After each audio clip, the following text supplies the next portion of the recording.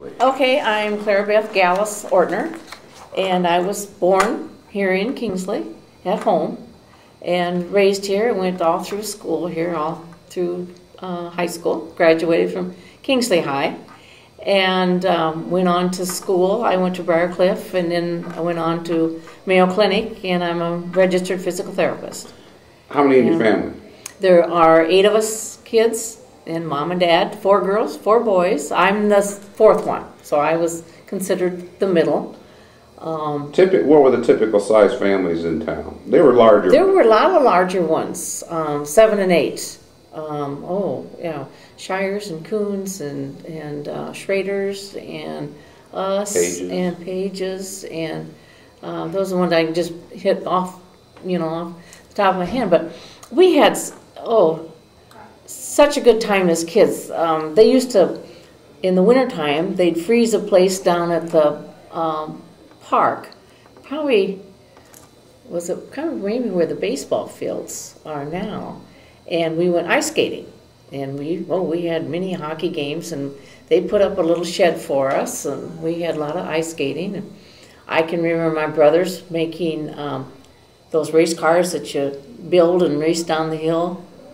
They did that over there past the old school building. A lot of us in our neighborhood walked to school together. There was the Pages and Glenna and Skip and Gail and Wanda and Mary, and then there were the Hodges from where we lived in town. And we all met on the corner and walked to school together. And usually at noon we met, because we all went home for dinner at school. Hot lunch, I think, started about that time that I was in grade school, but until then, everybody went home for dinner or did bring a sack lunch. So we always went home for dinner. What school activities did you like the best? I really liked music in school. I was in the band. I played the trumpet, and I was excited because when I was a sophomore, we got our first one at state marching band contest. And that was under the direction of Mr. Darwich, Joe Darwich. And we thought he was pretty special because he played trombone in the Sioux City Symphony. He played in the Monahan Post Band. And they have a summer band that they played. And he would bring the music directors from Morningside College and from East High School out.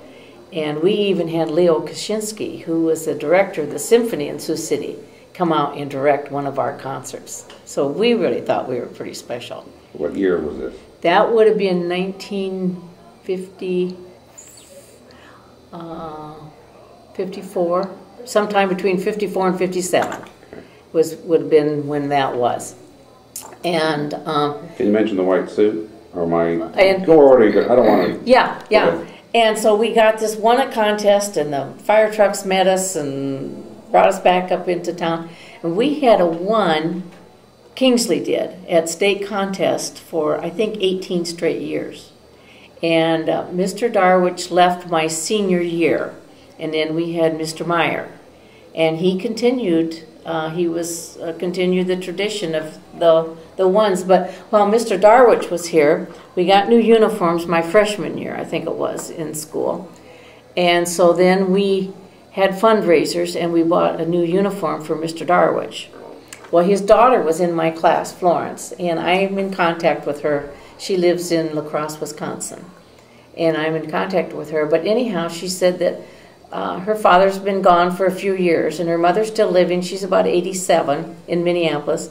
And she says she kept one thing of his, and that's that white suit that he got from the Kingsley community for being the band director.